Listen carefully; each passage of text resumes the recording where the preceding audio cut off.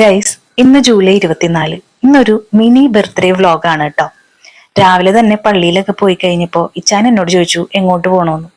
ഞാൻ പറഞ്ഞു നമുക്ക് തൃപ്പൂണിത്തറ ഹിൽ പാലസിൽ പോകാമെന്ന്. കുറെ നാളായിട്ടുള്ള എൻ്റെ ആഗ്രഹമാണ് കേട്ടോ ഇവിടെ വരണം എന്നുള്ളത്. മണിച്ചിത്രത്താഴ് ഷൂട്ട് ചെയ്ത സ്ഥലമല്ലേ. അങ്ങനെ ഞങ്ങൾ ബൈക്കൊക്കെ പാർക്ക് ചെയ്തിട്ട് ഹെൽമെറ്റ് എടുത്ത് ടിക്കറ്റ് എടുത്ത് പാലസിലേക്ക് നടന്നു. ഇന്നത്തെ രാവിലത്തെ അന്തരീക്ഷം കണ്ടപ്പോൾ വിചാരിച്ചത് മഴയായിരിക്കും എന്നാണ് കേട്ടോ. പക്ഷെ ഭാഗ്യം, മഴയൊന്നും ഉണ്ടായില്ല. പകരം നല്ല വെയിലായിരുന്നു. മുകളിലാണ് കേട്ടോ പാലസ് സ്ഥിതി ചെയ്യുന്നത്. ഇടയ്ക്കിടെ കുറച്ച് പടികളൊക്കെ ആയിട്ടാണ് പാലസിലേക്കുള്ള വഴി. ലെഫ്റ്റ് സൈഡിൽ 4 വീലറൊക്കെ കയറാനുള്ള വഴിയുണ്ട് കേട്ടോ. അപ്പൊ ഞങ്ങൾ നടന്ന് കൊട്ടാരത്തിന്റെ വാതിക്കലെത്തി. അപ്പൊ കൊട്ടാരത്തിലേക്ക് കയറുമ്പോ അവിടെയുള്ള ചേട്ടന്മാര് പറഞ്ഞു ചെരുപ്പുകൾ ഇടാൻ പാടില്ല എന്ന്. അപ്പൊ അതിനായിട്ട് ലെഫ്റ്റ് സൈഡിൽ ഒരു ക്ലോക്ക് റൂം സെറ്റ് ചെയ്തിട്ടുണ്ട്. അപ്പൊ നമ്മളിപ്പോ ഹെൽമറ്റും ഷൂസും ഒക്കെ എല്ലാം ക്ലോക്ക് റൂമിൽ വെച്ചിട്ട് നഗ്ന പാദങ്ങളായിട്ടാണ് കേട്ടോ പോകുന്നത്. സോറി, സോക്സ് ഇട്ടിട്ടുണ്ട് കേട്ടോ. വലിയൊരു പാലസ് ആണ് കേട്ടോ ഇത്. നല്ല ചൂടായിരുന്നു, ആകെ അങ്ങോട്ട് വേർത്തു ആ വെയിലത്ത് നടന്നിട്ട്. അങ്ങനെ പാലസിനകത്തേക്ക് കയറുമ്പോ ടിക്കറ്റ് ഒക്കെ വെരിഫൈ ചെയ്തിട്ട് നമ്മൾ നേരെ മുകളിലേക്ക് കയറണം. മരത്തിന്റെ പടികളാണ് കേട്ടോ ഉള്ളത്.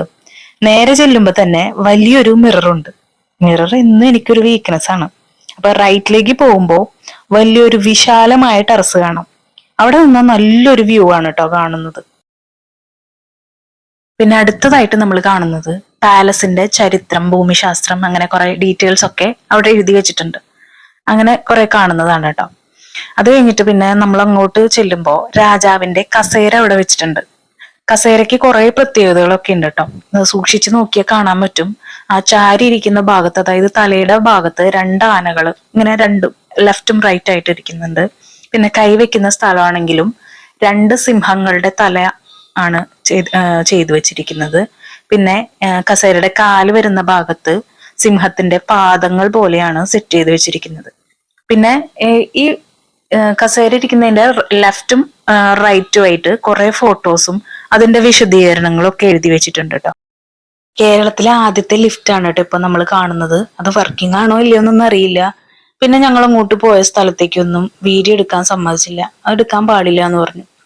അപ്പോ പാലസിന്റെ ഉൾഭാഗം മുഴുവനും കണ്ടിട്ട് ഇറങ്ങിയപ്പോഴേക്കും നല്ല അടിപൊളി മഴ പെയ്തു കേട്ടോ.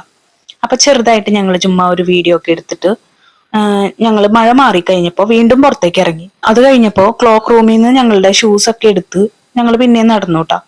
കൊട്ടാരത്തിന്റെ പുറത്തു നിന്നുള്ള ഒരു വ്യൂ ആണ് കേട്ടോ ഇപ്പൊ നിങ്ങൾ കാണുന്നത്. അടിപൊളി ഒരു വ്യൂ ആണ്. അങ്ങനെ ചുറ്റുമുള്ള ഭംഗിയൊക്കെ ആസ്വദിച്ചിട്ട് ഞങ്ങൾ അടുത്തതായിട്ട് പോകുന്നത് ഒരു കുളക്കടവിലേക്കാണ് കേട്ടോ. നമ്മുടെ ഫിലിമിലൊക്കെ കണ്ടിട്ടുണ്ടല്ലോ. അപ്പൊ അവിടേക്ക് പോകുന്നതിനാണ് കേട്ടോ ഗൈസ് ഇത്രയും പടികൾ.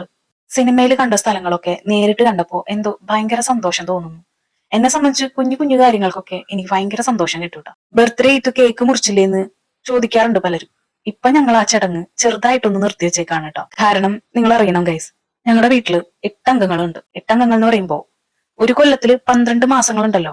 എന്നാല് ഞങ്ങൾ കൊല്ലത്തില് 13 കേക്ക് മുറിക്കും. അതായത് ഇവിടെ ഇച്ചായന്റെ വീട്ടിലും എന്റെ വീട്ടിലും കൂടി ആയിട്ട് 13 കേക്ക് മുറിക്കും. അപ്പൊ നിങ്ങളൊന്ന് ആലോചിച്ച് നോക്കി എത്രത്തോളം കേക്കിന്റെ മധുരം ഞങ്ങളുടെ ഉള്ളിലേക്ക് ചെല്ലുന്നുണ്ട്. പിന്നെ അനിയന്റെ ഫാമിലിയൊക്കെ അബ്രോഡ് പോയതിനു ശേഷം ഇപ്പൊ ഞങ്ങൾ ആ ചടങ്ങ് തൽക്കാലം ഒന്ന് നിർത്തി വെച്ചേക്കാണ് കേട്ടോ. അതുമാത്രമല്ല, ഞാൻ കുറച്ചു നാൾ മുമ്പ് വരെ ചിന്തിച്ചിരുന്നത് കേക്ക് മുറിച്ചാൽ എന്തോ എന്താ പറയാ അതാണ് ഹാപ്പിനെസ് എന്നാണ്. പക്ഷെ അതും ഒരു ഹാപ്പിനെസ് ആണ്. അതുപോലും ചെയ്യാത്തവരായിട്ട് നമ്മളുടെ ഇടയിൽ ഒത്തിരി പേരുണ്ട്. ഇപ്പൊ ഞാൻ സന്തോഷം കണ്ടെത്തുന്നത് ബർത്ത്ഡേ ആയിട്ട് എവിടെയെങ്കിലൊക്കെ ഒന്ന് പോയി സ്ഥലങ്ങളൊക്കെ കാണാനും കുറെ ഫോട്ടോസ് ഒക്കെ എടുക്കാനുമാണ് കേട്ടോ. അധികം ദൂരമൊന്നുമല്ല, ഇവിടെ അടുത്ത് എവിടെയെങ്കിലും ഒക്കെ. അങ്ങനെ ഇപ്പൊ ഒരു 3 വർഷമായിട്ട് ബർത്ത്ഡേക്ക് എവിടെയെങ്കിലൊക്കെ ഒന്ന് പോവാറുണ്ട്. കഴിഞ്ഞ വർഷം ഞങ്ങൾ മാമലക്കണ്ടം പോയിരുന്നു. പക്ഷെ അതൊന്നും വീഡിയോ ആയിട്ട് എടുത്തില്ല കേട്ടോ. അന്നത്തെ കാര്യങ്ങളൊന്നും തന്നെ പ്ലാൻഡ് ആയിരിക്കില്ല. കുളത്തിന്റെ അടുത്തേക്ക് ചെന്നെങ്കിലും അവിടെ ലൈറ്റിന്റെ ഇഷ്യൂ ഉണ്ടായിരുന്നു. അതായത് നല്ല ഇരുട്ടായിരുന്നു. കാണുമ്പോ പേടിയൊക്കെ ആണെങ്കിലും നല്ല ഇരുട്ടായിരുന്നു. അതുകൊണ്ടാട്ടോ പുറത്തുനിന്നുള്ള ഒരു വ്യൂ കാണിച്ചു തരുന്നത്. ഇവിടെ നിന്ന് പുറത്തേക്ക് ഇറങ്ങുമ്പോ കുറെ ചിത്രശലഭങ്ങൾ കണ്ടു കേട്ടാ. എന്ത് ഭംഗിയായിരുന്നു എന്നറിയോ. നമ്മൾ അങ്ങടെ അടുത്ത് ചെല്ലുമ്പോഴേക്ക് എല്ലാം കൂടി ഇങ്ങനെ പറന്നു കഴിയുമ്പോ നല്ല ഭംഗിയാണ് കാണാനായിട്ട്. പിന്നെ ഈ ചെയ്യുന്നതൊക്കെ ഇച്ചാൻ പറഞ്ഞിട്ട് ചെയ്യുന്നതാണ് കേട്ടോ. അടുത്ത് നമ്മൾ പോകുന്നത് കുറച്ച് മാനുകളൊക്കെ ഉള്ള സ്ഥലത്തേക്കാണ് കേട്ടോ. ചെന്നപ്പോഴേക്കും മാനുകളൊക്കെ ഇങ്ങനെ അടുത്തേക്ക് വരാൻ തുടങ്ങി. മോനും ഞാനും കൂടി കുഞ്ഞു കുഞ്ഞു ഇലകളൊക്കെ മാനിന് കഴിക്കാൻ കൊടുത്തുട്ടാ. അപ്പൊ തൃശ്ശൂര് സൂയിൽ പോയപ്പോ മാനുകളെയൊക്കെ കണ്ടെങ്കിലും മാന് തീറ്റ കൊടുക്കാനൊന്നും പറ്റില്ല. കാരണം മാൻ നമ്മുടെ അടുത്തേക്കൊന്നും വന്നില്ലല്ലോ. അപ്പോ മാൻ കയ്യിൽ നിന്ന് ഇലയൊക്കെ കഴിച്ചപ്പോ മോന് ഭയങ്കരമായിട്ട് ഇഷ്ടമായി. പിന്നെയും പിന്നെ അവൻ കൊടുത്തോണ്ടിരുന്നു. അവന് ഭയങ്കര സന്തോഷമായിരുന്നു കേട്ടാ. പിന്നെ അത് കഴിഞ്ഞപ്പോഴാണ് ഒരു ഊഞ്ഞാല് കണ്ടത്. ഊഞ്ഞാല് കണ്ടു കഴിഞ്ഞാൽ എനിക്കൊന്ന് ആടണം. ആടാൻ തോന്നും. അങ്ങനെ ഊഞ്ഞാലാട്ട കഴിഞ്ഞപ്പോഴേക്കും സമയം 2 മണിയായിട്ടാ. വിശപ്പിന്റെ വിളിയൊക്കെ വന്നു തുടങ്ങി. അങ്ങനെ നോക്കിയപ്പോ താഴെയായിട്ട് ഒരു ക്യാൻറ്റീൻ കണ്ടു. പിന്നെ നേരെ ചെന്ന് ആദ്യം ഒരു ഐസ്ക്രീം കഴിച്ചു, പിന്നെ ഒരു ജ്യൂസ്. ഇച്ചാൻ ചായ കേട്ടോ കുടിച്ചത്.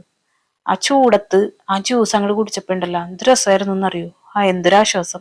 പിന്നെ നടന്നു നോക്കി കുറച്ചു നേരം അങ്ങോട്ട് കഴിഞ്ഞപ്പോ തമ്പുരാന്റെ മൃതശരീരം അടക്കിയ ആ സ്ഥലം കണ്ടു. അത് കഴിഞ്ഞ് പിന്നെ അവിടുന്ന് കുറച്ചു നേരം വീഡിയോ ഒക്കെ എടുത്തു കഴിഞ്ഞിട്ട് പിന്നെ നമ്മൾ നേരെ ടോയ്ലറ്റിലേക്ക് പോയി. അത് കഴിഞ്ഞ് നമ്മൾ ചെന്നത് ഒരു ശിലാശില്പങ്ങളുടെ ഒരു മ്യൂസിയത്തിലേക്കാണ് കേട്ടോ. കാണാൻ നല്ല ഭംഗിയുണ്ടായിരുന്നു, പക്ഷെ അതിനെക്കുറിച്ച് വിശദീകരിച്ച് പറഞ്ഞു തരാനൊന്നും എനിക്ക് അറിഞ്ഞൂടാ കേട്ടോ. പിന്നെ എടുത്തു പറയേണ്ടതായിട്ടുള്ള ഒരു കാര്യം, നമ്മളിപ്പൊ കണ്ട സ്ഥലങ്ങളെല്ലാം നല്ല അടിപൊളിയായിട്ട് വൃത്തിയായിട്ട് സൂക്ഷിച്ചിരിക്കുന്നത്. പുറമെ നിന്നായാലും ചെടികളും മരങ്ങളും നടപ്പാതകളും എല്ലാം തന്നെ നല്ല ഭംഗിയായിട്ട് തന്നെ ഇരിക്കുന്നു. അവിടെ പുറമെന്ന് തന്നെ ഒത്തിരി ചേച്ചിമാര് എപ്പോഴും ഇങ്ങനെ ക്ലീൻ ചെയ്തുകൊണ്ടിരിക്കുകയാണ്.